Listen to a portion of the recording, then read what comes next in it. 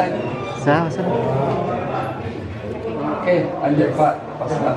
Terkait acara hari ini dulu Pak Paslan. Terima kasih teman-teman media. Om Swastiastu. Assalamualaikum warahmatullahi wabarakatuh. Salam sejahtera untuk kita semua. Salam budaya. Sementara hari ini kami pasangan Adi Cipta sudah didaftarkan oleh partai pengusul. Ada 7 partai yang mengusulkan kami. Di mana hari ini adalah tahapan pertama dari tahapan-tahapan yang akan kami lakukan terkait dengan pelaksanaan Pilkada dan Badung serentak tahun 2024 ini. Dan tentu Tunggal dari hasil verifikasi oleh tim verifikator tadi dari KPU, ternyata dari dokumen administrasi baik dari partai pengusul maupun dari bakal calon dinyatakan lengkap dan benar. Terkait syarat dukungan PBB katanya ada masalah sedikit, seperti apa Pak? Tidak ada masalah. Artinya selesai. Sudah clear, sudah clear. Pak Adi, berapa target kemenangannya Pak Adi? Ya, Tunggal bisa sukses. Tidak menargetkan berarti? Tunggal yang terbaik. Target kemenangan berapa? Ya, Tunggal lah bisa memenangkan pilkada ini dengan baik, santun, dan yang gembira. Oh ya, perlu saya sampaikan juga pada siang hari ini. Hari ini memang saya selaku bakal calon bupati tidak didampingi oleh istri saya. Karena kebetulan istri saya adalah sebagai seorang ASN. Jadi dalam rangka menjaga netralitas, saya pun punya komitmen untuk tetap tegak lurus pada regulasi, bahwa istri saya tidak saya ajak dalam mendampingi pada saat pendaftaran, tapi saya didampingi oleh putri saya, anak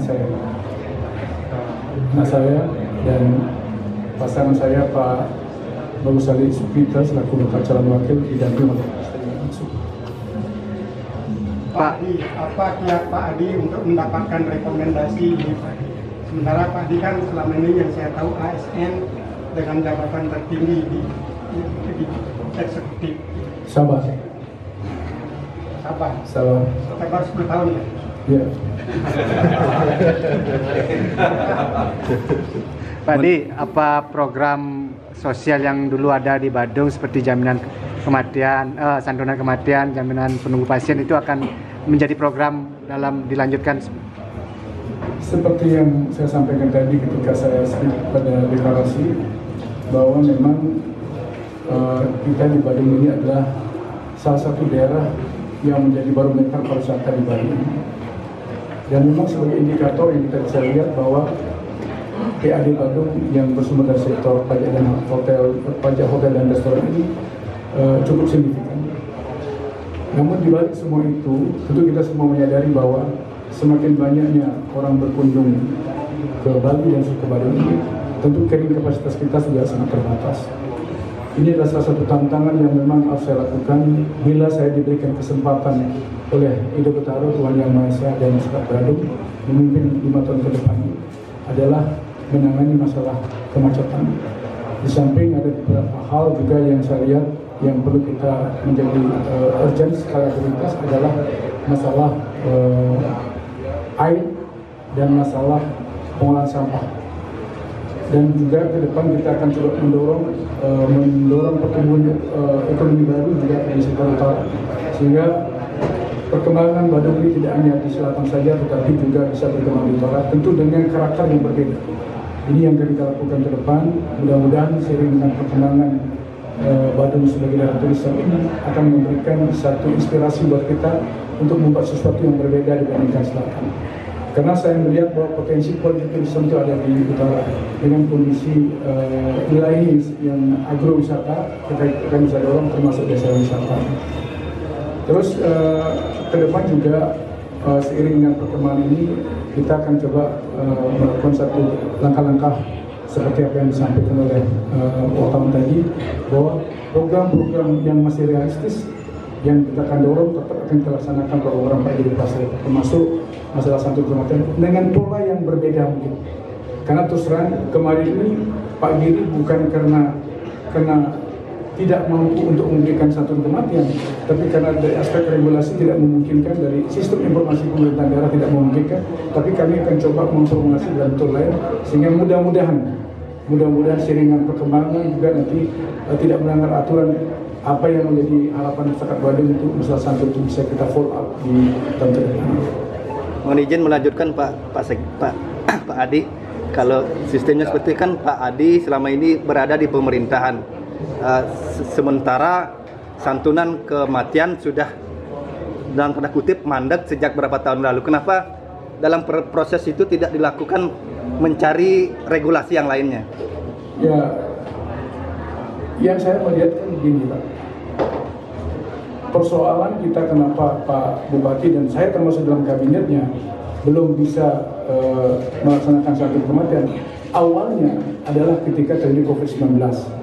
COVID-19 itu kan menyebabkan kita terlantar semua, ekonomi kita juga rapuh, sehingga jangankan kita bisa membantu masyarakat untuk sampai kematian, untuk kebutuhan operasional rutin saja itu sangat terbatas sekali. Nah, seiring dengan perkembangan, ternyata dilihat dari aspek regulasi itu tidak dimungkinkan. Tetapi seiring dengan perkembangan waktu, saya coba mengkaji dari mana kita akan bisa mendorong langkah-langkah seperti ini. Ini pun masih dalam kajian, mudah-mudahan nanti kita akan bisa lakukan seperti itu. Tentu kita punya komitmen. Kalau memang dimungkinkan dalam bentuk formulasi lain, saya akan lakukan itu. Apa yang dilakukan oleh Pak Diri kemarin yang terbentur masalah regulasi, tapi kalau kita bisa polakan dalam bentuk lain, saya akan lakukan itu. Pak, terkait dengan THR Pak, di Badung kan sangat besar Pak, bisa dibagikan ke beberapa kabupaten kota. Setelah menjabat, misalkan terpilih, apakah THR kembali diserahkan oleh provinsi atau tetap seperti sistem Pak Giri Pak, serahkan oleh Kabupaten Badung Pak?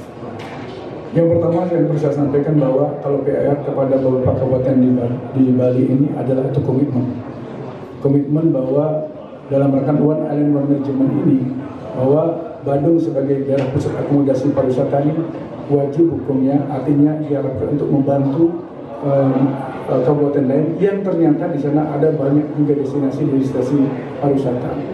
Nah, berangkat dari kondisi itulah maka pada waktu itu ada satu komitmen bahwa sekian persen dari anggaran yang ada dari pajak dari PAD ini, dari pajak dan retribusi ini diberikan kepada beberapa kabupaten yang ada di Bali.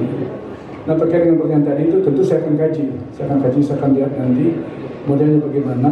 Tapi kalau sepanjang itu tidak bertentangan dengan aturan, kenapa tidak? Tapi kita akan lihat, tetap kita tetap berpedoman pada aturan nanti. Sepanjang itu dimungkinkan, kita akan lakukan. Tentu kita akan melakukan secara evaluasi secara komprehensif. Karena bagaimanapun juga, mohon maaf, kebutuhan kita ini sudah cukup banyak juga di Badung. Sekarang ini dengan kondisi pariwisata yang semakin hari semakin meningkat ini. Tapi komitmen pemerintah Kabupaten Badung dalam rangka mendorong One Island Management di Bali ini tetap akan ada ini.